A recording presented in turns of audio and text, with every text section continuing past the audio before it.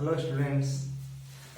तो आज हम लोग स्टार्ट करने वाले हैं अपना टॉपिक सेट्स क्लास 11 का फर्स्ट चैप्टर। इससे पहले मैं अपना इंट्रोडक्शन दे दूं। मैं भवानी शंकर, भवानी क्लासेस से, और आज मैं आप लोगों को बताने वाला हूं क्लास 11 का पहला टॉपिक सेट्स। ठीक है, तो आज हम लोग सेट्स के डेफिनेशन और how to represent a set, ये दो टॉपिक पर हम लोग डिस्कस करने वाले हैं कि सेट्स आखिर कहते किसको हैं और इसका रिप्रेजेंटेशन कैसे होता है। तो सेट्स डिस्कस करने से पहले हम कुछ कलेक्शन के बारे में जान लेते हैं। कुछ कलेक्शंस वेल डिफाइंड होते हैं, इंडिविजुअल के लिए सेम होते हैं, हर एक के लिए वो सेम होते हैं। और कुछ कलेक्शंस ऐसे होते हैं जो पर्सन टू पर्सन वेरी कर सकते हैं। मैं कुछ एग्जांपल्स के थ्रू इसको आपको समझाना चाहता हूं। If I say the collection of all the students of your class, then it is same for all. अगर मैं कहूं कि आपके क्लास के जितने भी स्टूडेंट्स हैं उन सबका एक लिस्ट फॉर्म करिए, तो मुझे लगता है कि आप सबका लिस्ट लगभग समान होगा या फिर समान ही होगा। But if I say that the collection of all the talented boys of your class, ये पर्सन टू पर्सन वेरी कर सकता है। किसी एक के लिस्ट में कोई एक बच्चा शामिल हो सकता है, किसी अगले के लिस्ट में वो बच्चा शामिल नहीं हो सकता है। कुछ एक example, not well defined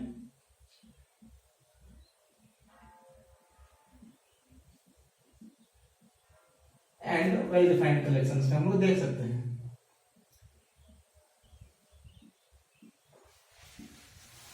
for example, if I say the collection of all the batsman of Indian cricket team, collection of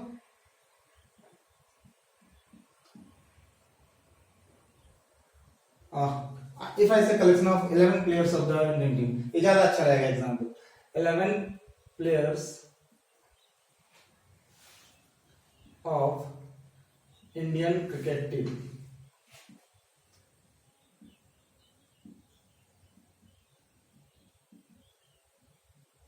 then it is a well defined collection. And if I say the collection of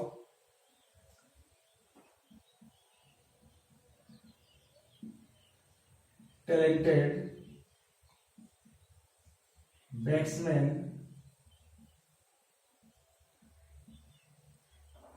of Indian cricket team,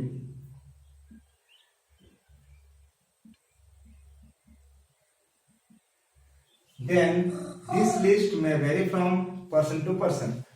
तो हमने क्या सीखा कि वैसा collection जो person to person very नहीं करेगा, सबके लिए लिस्ट सेम होगा, that collection is called well defined. And if a collection vary from person to person, then this is called not well defined. अब हम लोग सेट्स के डेफिनेशन पर जाते हैं। So what is a set? Set is not a very difficult thing. It is a collection of well defined objects. Any collection which is well defined is called a set. कोई भी collection जो कि well defined हो उसको हम लोग क्या कहेंगे? एक सेट कहेंगे। एक कलेक्शन लेते हैं, example of set.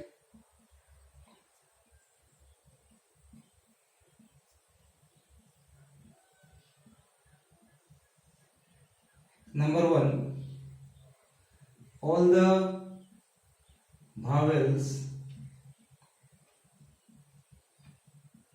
of English alphabet.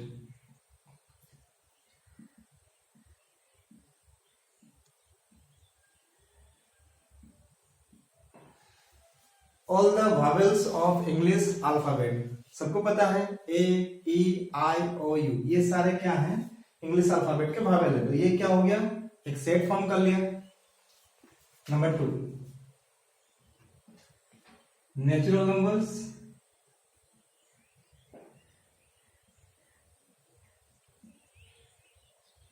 Less than 10, this is also a set. In this set there are numbers between 1 to 9, 1 2 3 4 5 6 7 8 and 9. तो ये दोनों क्या हो गए? सेट हो गए। अब बात ये आती है कि हम किसी सेट का रिप्रेजेंटेशन कैसे करें, कैसे सेट को हम रिप्रेजेंट करें, दिखाएं कि फॉर एग्जांपल इस set of vowels of English alphabet को कैसे रिप्रेजेंट करें, या फिर set of natural numbers less than 10 इसको कैसे रिप्रेजेंट करें। तो रिप्रेजेंट करने के लिए हमें बताया गया है कि हमारे पास दो तरीके हैं। First one is roster form, जिसको कि टेबुलर फॉर्म भी कहा जाता है, और दूसरा है सेट बिल्डर फॉर्म। ठीक है, हम एक एक के बारे में बात करते हैं। वही दो एग्जाम्पल पर ही हम चर्चा करेंगे कि रोस्टर फॉर्म में कैसे किस सेट को दिखाना होता है, और सेट बिल्डर फॉर्म में हमको किसी सेट को कैसे दिखाना होता है। Okay, now roster form. In a roster form, we generally enlist all the elements. यही दो सेट को हम दिखा रहे हैं। Roster form, in the roster form, we generally enlist all the elements of a set. For example, all the vowels of English alphabet. We have 5 elements: A, E, I, O, and U.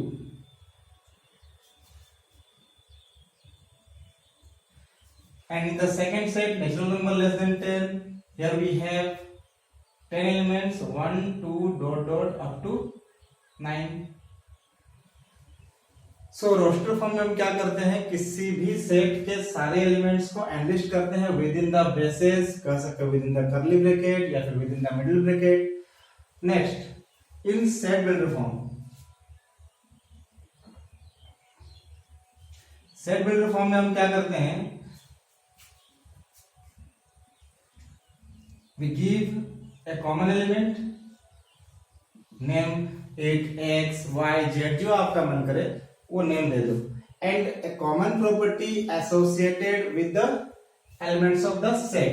हाँ, याद रहे कि हम जो property लिखने वाले हैं वो सेट से बाहर का कोई एलिमेंट नहीं होना चाहिए जो उस प्रॉपर्टी को होल्ड करे, यानी यही सारे एलिमेंट ही उस प्रॉपर्टी को होल्ड करने चाहिए, बाकी कोई एलिमेंट उस प्रॉपर्टी को होल्ड नहीं करना चाहिए। For example x such that, इस प्रॉपर्टी को क्या लिख सकते हैं, x is a vowel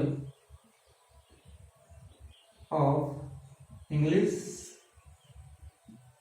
alphabet.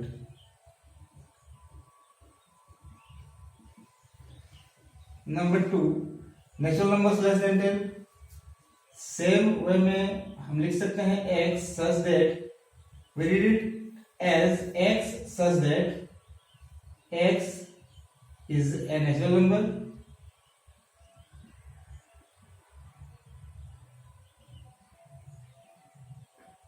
and x less than 10। तो अब हम लोग देखते हैं कुछ वेल डिफाइंड सेट्स के बारे में, जिसका कि मैथमेटिक्स में बहुत ज्यादा यूज होता है। n डिनोट किया जाता है सेट ऑफ नेचुरल नंबर्स के लिए, जो कि 1 से स्टार्ट होता है, 1 2 3 4 etcetera.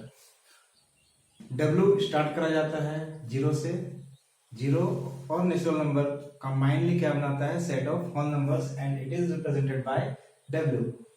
Q, set of rational number, any number which can be written in the form of p by q, where q not equals to 0 and p and q are integers, then it is a rational number denoted by q। R, set of all real numbers, and Z, set of all integers। Negative natural number का negative जो होगा, -1 -2 -3, 0 और natural number, ये combinedly क्या बनाता है, set of integers form करता है। अब एक लास्ट टॉपिक मैं डिस्कस करने वाला हूं, belonging to and not belonging to. ये दो नोटेशन हम लोग यूज करने वाले हैं। Suppose A is a set of vowel, A is a set of vowel of English alphabet,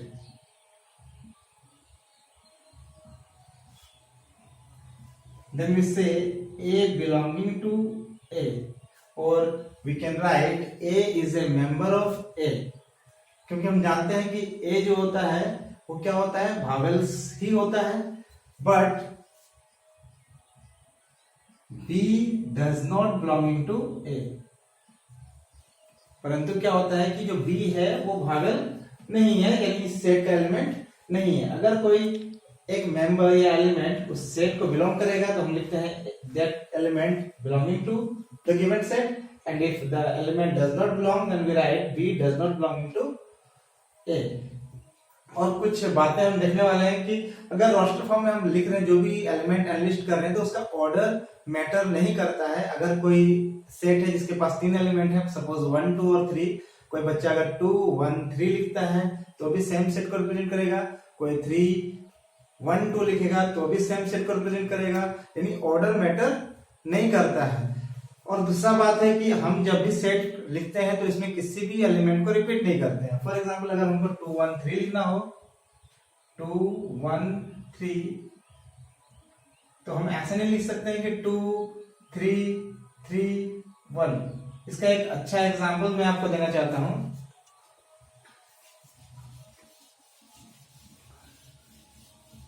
set of all letters of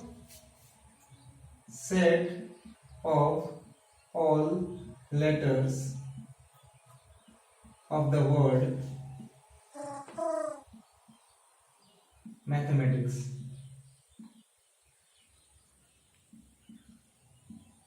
Then that set, suppose it be A, then A is equal to M. भले ही इसमें 2 बार M आया हुआ है, but मैं एक ही M लिखूंगा, A T H E I C S। इसमें किसी भी एलिमेंट को दोबारा रिपीट नहीं करना है। तो यही आज का बेसिक कंसेप्ट था सेट का। आगे की क्लासेस में हम लोग subset, empty set, finite set and infinite set, इन सब बातों पर डिस्कशन करेंगे। अगर आपको मेरा वीडियो अच्छा लगा तो प्लीज लाइक करें, शेयर करें अपने दोस्तों के साथ और सब्सक्राइब जरूर करें। Thank you very much.